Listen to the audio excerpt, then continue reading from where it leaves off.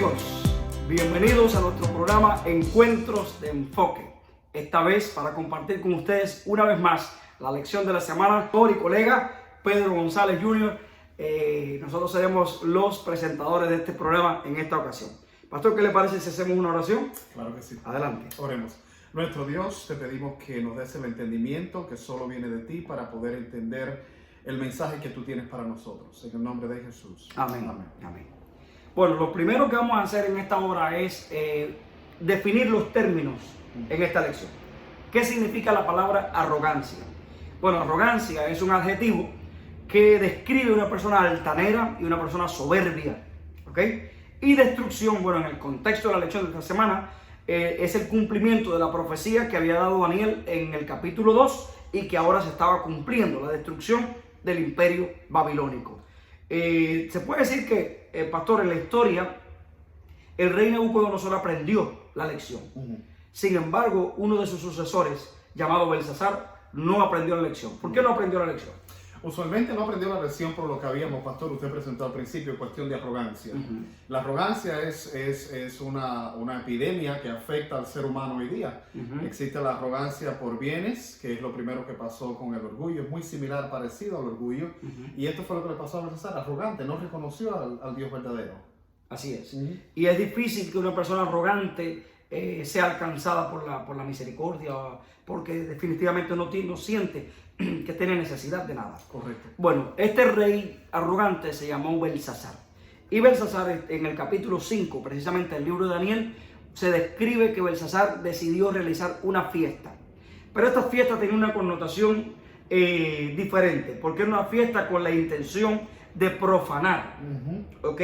¿Y profanar qué cosa? Bueno, todas las religiones de alguna manera tienen un libro sagrado, tienen lugares sagrados, tienen utensilios sagrados, y en el judaísmo también. Por lo tanto, Nabucodonosor había traído desde Babilonia, desde Jerusalén, los utensilios sagrados del templo de Jerusalén.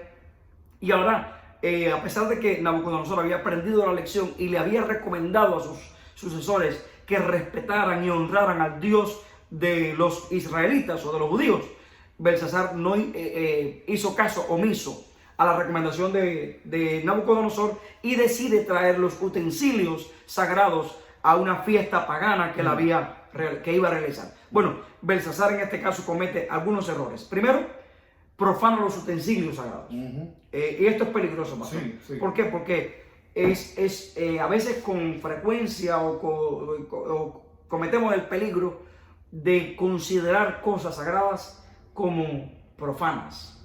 ¿Qué peligro implica esto?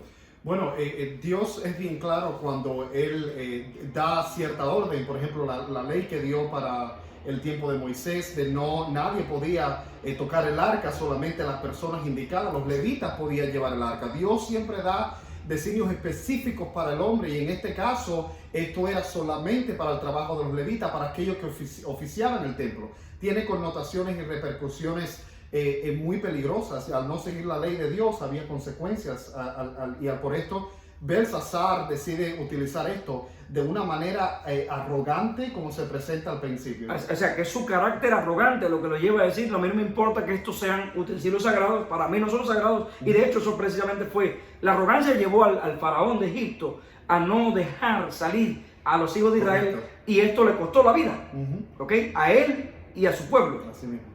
Quiere decir que la arrogancia tiene efectos destructivos. La arrogancia de Belsasar lo hizo mandar a traer estos utensilios para beber vino fermentado y hacer una fiesta pagana, porque él tenía un carácter arrogante. De hecho, la arrogancia de Belsasar, pastor, tiene un paralelismo con la arrogancia de un sistema religioso que se manifiesta en Apocalipsis capítulo 13. Correcto. En el capítulo 13 encontramos que la bestia está hablando grandes cosas contra el Altísimo, blasfemia. Y estas son un paralelismo bien claro que se muestra. Y esto da una connotación profética también que lo vemos en Apocalipsis. Correcto. Y otro problema que tenía Belsasar es que Belsasar era un hombre que definitivamente ignoraba la historia. Porque si hubiera tenido un poquito de pasión por la historia o deseo de conocer la historia, no me refiero a la historia pasada, o sea, la historia pasada por supuesto, pero no me refiero a una historia tan antigua. Correcto. La historia contemporánea, porque se hubiera dado cuenta que Nabucodonosor, por tener un carácter tan arrogante como estudiamos la lección pasada, pasó 5 años alejado del trono. Correcto. Eso significa que la arrogancia en Nabucodonosor no funcionó. Ahora su sucesor, en este caso Belsasar, todavía vuelve a caer en el mismo problema de él. Así es, pastor, y algo interesante que me llama la atención es que usualmente los reyes tenían escribas que recontaban y grababan todas usualmente las batallas ganadas, inclusive entre otras cosas. Así es. Encontramos en la historia el cilindro de Ciro y ahí se recuenta todo, pero me llama la atención lo que usted dice, esa ignorancia de la historia pasada, no tan lejos, que Belsasar no se da cuenta de alguien tan cercano a él. Era ignorante con respecto a la historia de esto. Quiere decir que le animamos a nuestros amigos que nos están mirando a través de las redes sociales, acérquese a la historia, busque la historia, todo tiene una razón de ser. Y si usted decide acercarse a la historia y conocer la historia, se va a dar cuenta que lo que dice Dios tiene razón. Yo tengo un libro que se llama Y la Biblia tenía razón. Wow. O sea, cuando usted conoce la historia, se va a dar cuenta que la Biblia tiene razón. Amén. Es interesante notar que nuevamente resurge o aparece el sistema sexagesimal de los babilonios, Correcto. donde usan una serie, un número específico de metales, en este caso son 6, que tiene un paralelismo asombroso, pastor, con los metales que se mencionan o los materiales que se mencionan en la estatua en el capítulo 2. ¿Puedo ayudarnos a abundar un poquito más sobre esto? Claro, esta mención sexagesimal de los materiales, como bien encontramos, era oro, plata, bronce, hierro, madera y piedra, que es muy similar a los materiales del estatua. Tienen una connotación completamente de cerca. Y formaron parte también, gran parte de los dioses paganos, lo usaban para los dioses paganos, pero tiene una connotación bien similar a la estatua. Ok, muy bien. Entonces, una vez revisado estos detalles, la arrogancia de Belsasar, la ignorancia de Belsasar, la fiesta que decidió realizar, la profanación de los materiales sagrados que había traído Nabucodonosor de Jerusalén, todo esto se conjugó de tal manera que en medio de la fiesta, pastor, un visitante inesperado apareció con el juicio en la mano. ¿Cómo podemos ayudar a nuestros amigos a explicar esta parte? Bueno, hubo un enigma, imagino un silencio total en aquella sala, pastor. Me gustaría remontarme a aquel tiempo, mis queridos. Había un silencio total en la sala donde aparece esta persona escribiendo en la pared, que sabemos ahora que era el dedo de Dios. Escribe palabras que solamente los judíos entendían en arameo. En este caso una mano que no era humana. De hecho, el texto dice no era una mano humana. Como tampoco la mano que tomó la piedra del capítulo 2 era humana. O sea, que en este caso definitivamente está haciendo una alusión directa a una revelación, a una teofanía o a una aparición divina. Me llama la atención, pastor, que lo primero que hace el hombre, algo que es similar a lo de Belsasar, es recurrir a los medios humanos. Así es. Sabiendo previamente que había alguien en el reino que después más adelante se habla, podía descifrar estas cosas. Y lo primero que recurre es a dar una gran fortuna hasta mitad de su reino. Aquel que le adivinara el escrito de la pared. Así es, porque en la pared aparece una escritura que son 3 palabras y me imagino el silencio total de aquella noche, me imagino como las velas tal vez de aquel palacio, de aquella sala se apagaron, el silencio, todo el mundo enmudeció ante aquella escritura. Belsasar manda a traer a los magos, a los adivinos, a los consejeros y, como usted dice, ofrece una gran fortuna, no solamente una gran fortuna, la mitad del reino y poner a esa persona en el tercer puesto del reino. Correcto. Al que le pueda descifrar. En otras palabras, se está repitiendo lo mismo que ocurrió en el capítulo 2. Sí. Cuando Nabucodonosor no podía recordar el sueño, ni tampoco el significado del sueño, inmediatamente trató de agasajar a aquel que pudiera hacerlo. Como nadie pudo hacerlo, sencillamente mandó a matarlo a todos. O sea, se repite la historia acá. Correcto. Y es una precisión histórica asombrosa. Bueno, ante el enigma, como nadie puede, la reina madre entra a la sala y le recomienda a Belsasar mandar a llamar a un hombre. ¿Quién es este hombre? Este hombre, como todos sabemos, es Daniel. Y es increíble, me llama la atención que la reina madre conocía de la historia, mas sin embargo Belsasar la ignoraba. Y mandan a buscar a Daniel. Los scholars, los estudiosos, deducen que Daniel ya estaba entrado en edad, pastor. Sí, un hombre muy entrado ya en estaba edad. Pero no estaba jubilado. Correcto. O sea, ¿por qué? Porque posteriormente, cuando la entrada del imperio medo-persa, Daniel sirvió en funciones reales a Darío. Quiere decir que en esta altura no estaba todavía jubilado. Correcto. Daniel pasa a lo que se llama un tiempo de silencio.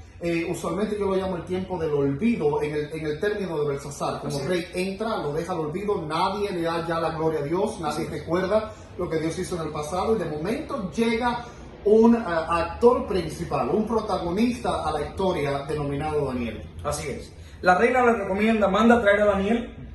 Daniel, de hecho, la reina le hace parte de un recuento histórico de quién era Daniel, y le menciona que Daniel tiene cualidades excepcionales. Por ejemplo, le dice que es un hombre en el cual mora el Espíritu de Dios, un hombre de entendimiento, de sabiduría, un hombre de un espíritu excelente, un hombre capaz de comprender e interpretar sueños, un hombre capaz de resolver acertijos, enigmas, un hombre que llegó a ser jefe de los magos, astrólogos y de los caldeos y de los adivinos, consejero del rey. En otras palabras, la reina no ignoraba la historia de Daniel.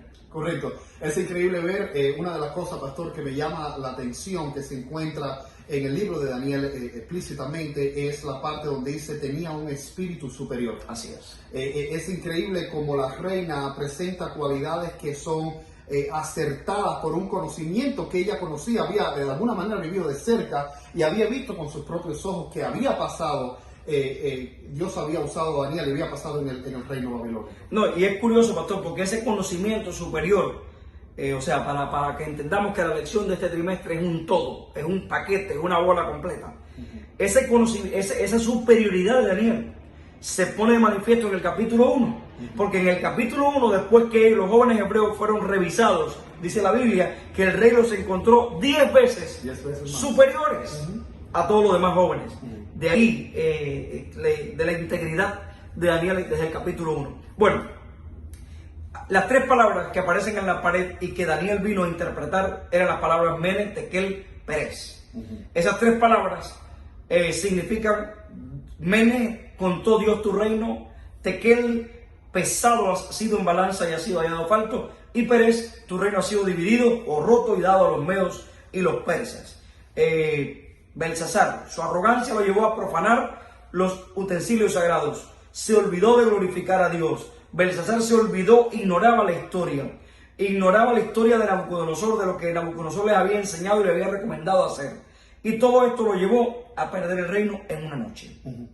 Esa noche fue el fin de la arrogancia. Correcto. Ahí se acabó todo. La soberbia del hombre, pastor, algo que por lo cual el ser humano continúa llevando dentro de sí, el siempre consultar al poder divino y no consultar al poder mismo y no al poder divino. Así es. Y Belsasar sufrió las consecuencias. Pero me llama también la atención, pastor, que Dios conoce los corazones. Así es.